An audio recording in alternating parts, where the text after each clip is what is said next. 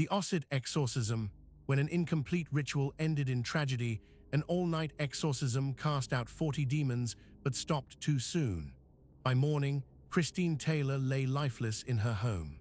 Late autumn in West Yorkshire carries a particular kind of darkness. The mill towns that dot the landscape seem to turn inward as the days grow shorter, their stone buildings and narrow streets holding secrets that daylight never quite penetrates. In 1974, the town of Ossett becomes the setting for one of the most tragic cases in the documented history of religious exorcism. A case where good intentions, genuine faith, and a single miscalculation converge to produce an outcome that nobody involved could have imagined. Michael Taylor is 31 years old, a working man with a wife named Christine and a family that depends on him. By every account available, he is ordinary in the best sense of the word. No history of violence, no psychiatric disorders, no warning signs that anything is wrong beneath the surface. He and Christine are church-going people, and when they begin attending a local Christian prayer group led by a woman named Marie Robinson, it seems like a natural extension of their faith.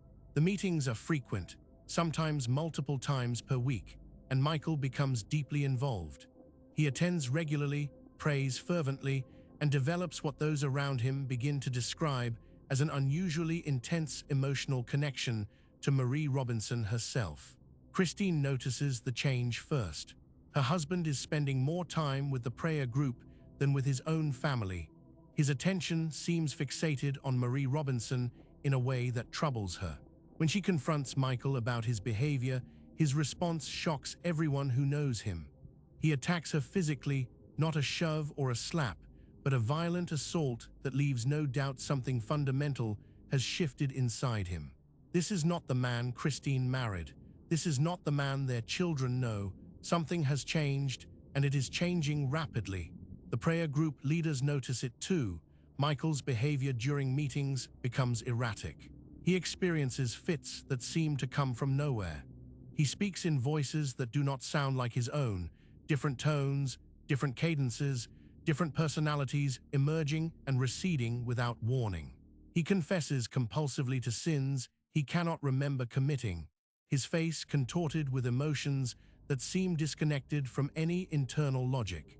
He attacks other members of the congregation during prayer sessions, lashing out with sudden violence before collapsing into confusion. The people who have known Michael Taylor for years watch as someone or something else begins to occupy the space where he used to be. Marie Robinson and other prayer group leaders contact church authorities. The situation is escalating beyond anything they are equipped to handle. Two clergymen respond to the call, Reverend Peter Vincent and Reverend Raymond Smith. When they meet Michael Taylor and observe his behavior firsthand, they reach a conclusion that will define the rest of their lives. This is not mental illness. This is not a psychological breakdown. This is demonic possession, and it requires an exorcism. The decision is not made lightly. Exorcism is a practice that exists at the edge of modern religious life, acknowledged but rarely performed, approached with caution by institutional churches that understand the dangers of misdiagnosis. But what Reverend Vincent and Reverend Smith observe in Michael Taylor convinces them that intervention is necessary and urgent. The entities inhabiting him are growing stronger. His violent outbursts are increasing in frequency and intensity. His wife and children are in danger. The community is in danger. If they do not act, someone will be harmed.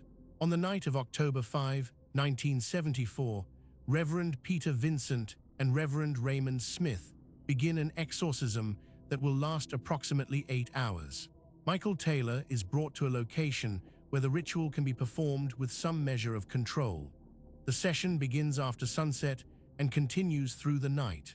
What happens during those 8 hours is documented in the statements the ministers give afterward, in the accounts of witnesses present, and in the theological analysis conducted in the case's aftermath. The exorcism follows traditional Christian ritual structure. The ministers name the demons they believe are present and command each one to depart in the name of God. Michael Taylor writhes, screams, speaks in voices that are not his own. The entities resist. They fight back. They threaten, they plead, they mock. One by one, the ministers work through the list, identifying each demon by name: demons of rage, demons of lust, demons of violence, demons of deception. Over the course of the night, they believe they successfully cast out more than 40 separate demonic entities. The process is exhausting for everyone involved. Michael Taylor's body is pushed to its physical limits. The ministers are drained mentally, emotionally, and spiritually. As dawn approaches, Reverend Vincent and Reverend Smith make a decision. They have been working for 8 hours. Michael appears calmer. The worst of the entities seem to have been expelled. They believe they have accomplished enough to stabilize him, and they fear that continuing the exorcism in their current exhausted state might be more dangerous than stopping. They make the judgment call to end the session. They send Michael Taylor home to his wife Christine that morning, believing the crisis has passed. They are wrong. Within hours of returning home, something inside Michael Taylor reasserts control. The incomplete exorcism has left a space, a gap where the ministers believed they had finished, but had not. Whatever remains inside Michael Taylor is no longer restrained by the 40 entities that were cast out. It is alone, and it is enraged. Michael Taylor attacks his wife Christine in their home. He strangles her with his bare hands. He mutilates her body in an act of violence so extreme that the investigators who respond to the scene struggle to articulate what they find. He also ends the life of the family dog. When he finishes, he walks out into the street, naked and covered in blood, making no attempt to flee or hide. Neighbors find him wandering, incoherent, and disoriented. He has no memory of what he has done. He does not know what has happened to Christine. When police arrive and place him under arrest, he cannot answer their questions because he genuinely does not remember the preceding hours. Michael Taylor is charged with the unlawful ending of Christine Taylor's life. The trial becomes a focal point for debates about criminal responsibility, mental health, and the reality of demonic possession. The defense argues that Michael Taylor was not in control of his actions, that the entity or entities still present within him at the time of the attack were responsible, not the man himself. Expert testimony is presented. The exorcism is discussed in detail. Reverend Vincent and Reverend Smith testify about what they witnessed and what they believed they were confronting. The jury returns a verdict of not guilty by reason of insanity. Michael Taylor is committed to a psychiatric facility rather than a prison. He is not held criminally responsible for Christine's passing because the court accepts that he was not in possession of his own faculties at the time. It is a legal conclusion, but it does nothing to answer the deeper questions the case raises. Reverend Peter Vincent and Reverend Raymond Smith live with the weight of their decision for the rest of their lives. In interviews conducted years later, Reverend Vincent maintains that what they confronted that night was genuine demonic possession.